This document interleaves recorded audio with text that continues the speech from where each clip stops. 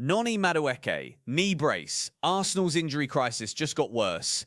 Welcome to James Arsenal Analysis. I'm James. Before we go any further, if you are an Arsenal supporter, if you care about this football club, if you want the most accurate, most detailed, most up-to-date Arsenal content on this platform, subscribe right now. Hit that like button, turn on notifications, because what I am about to break down for you today is one of the most significant injury stories this club has faced at the worst possible moment of a season that still has everything to play for. Stay until the very end, because I am giving you the full breakdown, the full context, and the full picture. Let us get into it. It is March 28th, 2026. Arsenal sit top of the Premier League. They are in the quarter-finals of the UEFA Champions League. They have just come off a painful Carabao Cup final defeat to Manchester City.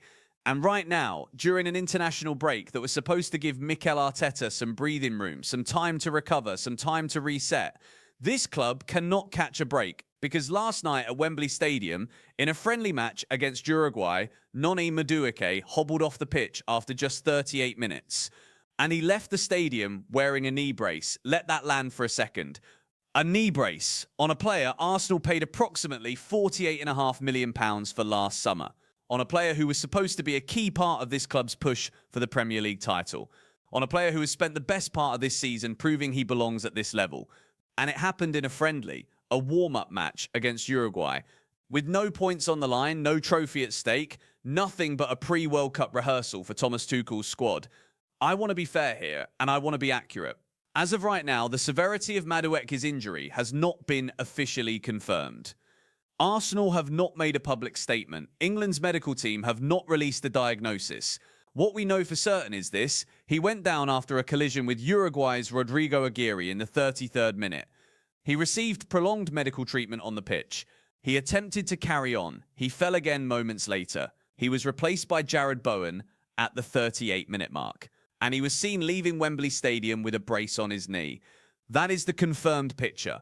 What it means in terms of recovery time, in terms of whether he will be fit for Arsenal's upcoming fixtures, in terms of whether we are talking days or weeks, that is still developing.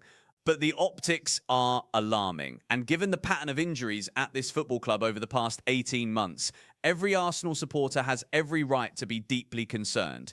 Now, let me give you the context you need to understand exactly how significant this is. When Arsenal signed Noni Madueke from Chelsea last summer, there were people who questioned the move. He is a Chelsea Academy product. He never quite nailed down a consistent starting position at Stamford Bridge. Some supporters wondered whether he had the quality to justify that price tag at a club with Arsenal's ambitions. I always believed in his potential, his directness, his ability to beat a man in tight spaces, his willingness to take players on. These are qualities that Arsenal had been missing on that right flank for some time. And this season, when he has been available and fit, Madueke has delivered. He has shown exactly why Arteta pushed for that signing. But here is the cruel irony. Madueke's journey to Wembley on Friday night was not completely smooth to begin with. Just days before the match, there were reports that he had picked up a wrist injury in training, a collision during a session that raised initial concerns about whether he would even travel with the England squad. He trained through it, he was past fit, he started, and then within half an hour, he was sitting in the medical room with a brace on his knee on his way out of the stadium. That is hard to process as an Arsenal fan. It genuinely is. Let me now give you the full picture of Arsenal's injury situation, because it needs to be stated clearly and loudly so that people understand the mountain this club is currently climbing. Martin Odegaard, the captain, the heartbeat of this team, has been managing a knee problem since late February. He has been described as frustrated and grumpy. He has been pushing to return. The current target is the fixture against Southampton on the 4th of April, but he has not played since mid-February. His absence has been felt deeply. Iberechi Eze, £60 million, signed last summer from Crystal Palace, arguably the most technically gifted player Arsenal have recruited in the modern era. He withdrew from the England squad before the Uruguay match with an injury described initially as minor. Then the reports changed. Arsenal sources indicated that the situation is worse than first feared. We are looking at a minimum of 1 month on the sidelines for Eze, at least 4 weeks, and that is the optimistic figure. For a player who has taken to the Arsenal system brilliantly, who has already contributed goals and assists this season, losing him for a month in the run-in is a serious blow.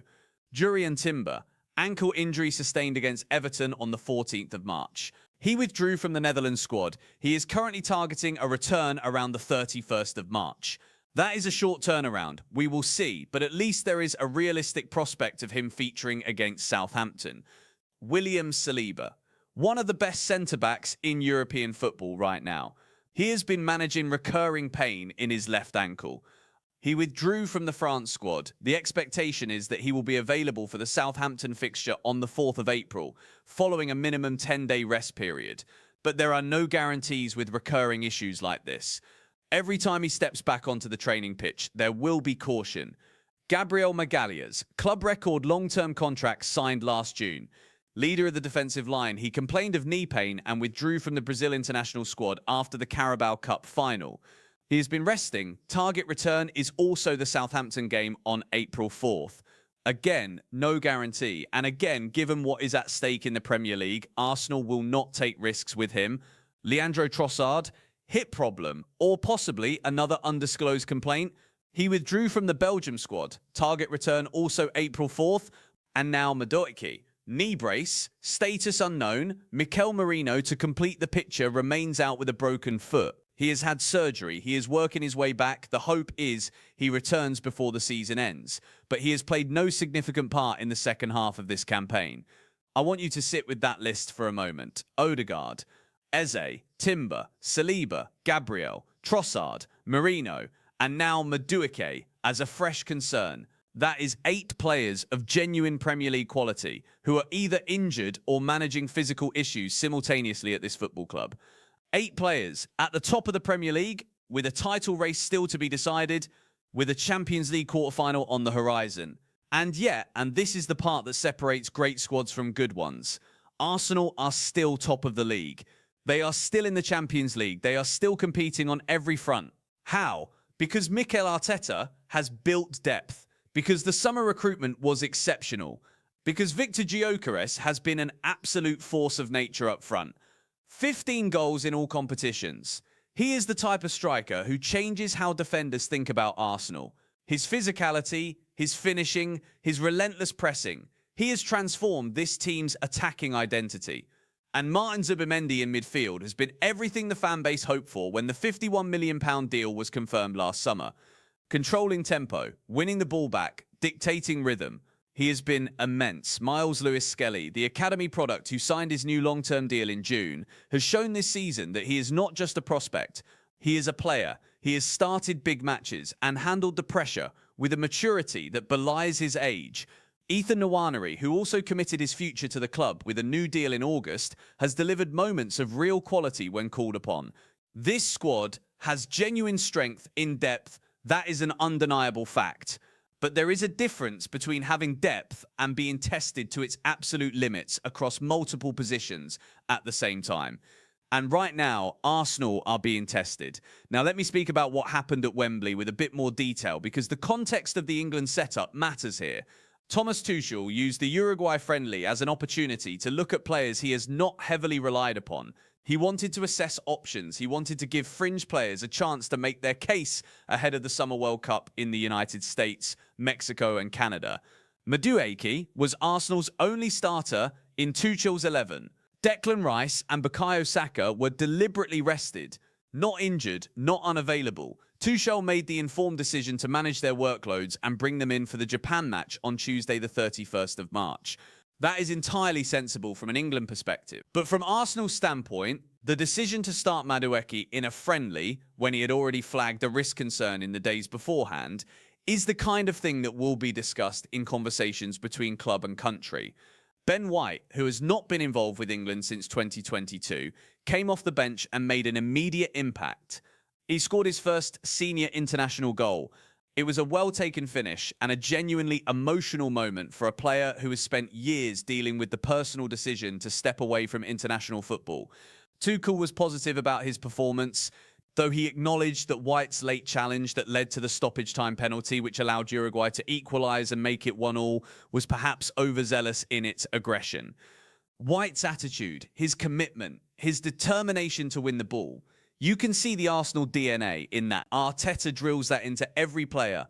But in a friendly, sometimes that intensity catches you out at the wrong moment. Tuchel was measured in his response. He backed White. He said he does not believe it was a penalty. And he is right that one moment will not change his assessment of the player. The important thing from an Arsenal perspective is that White came through the match without any injury concerns.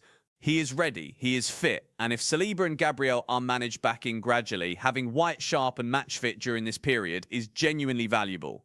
Now let us look ahead. What are the fixtures that matter? What does Arsenal's schedule look like as we head into the business end of the season? April 4th.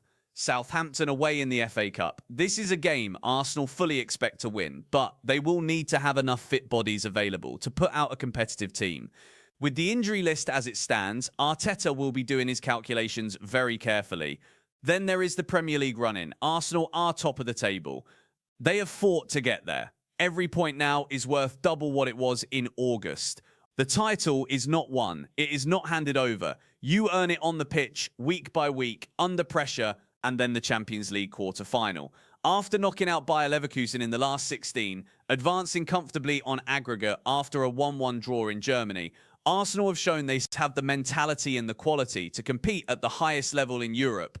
A quarter-final in the Champions League is not a bonus. For a club of Arsenal's history and ambition, it is the expectation. The destination is the final, and Arteta knows that. But all roads right now lead back to the Madueke question. Because if his knee injury is serious, and I want to be clear that we do not yet know the full picture, then Arsenal lose a player who covers one of the most important positions on the pitch, their system.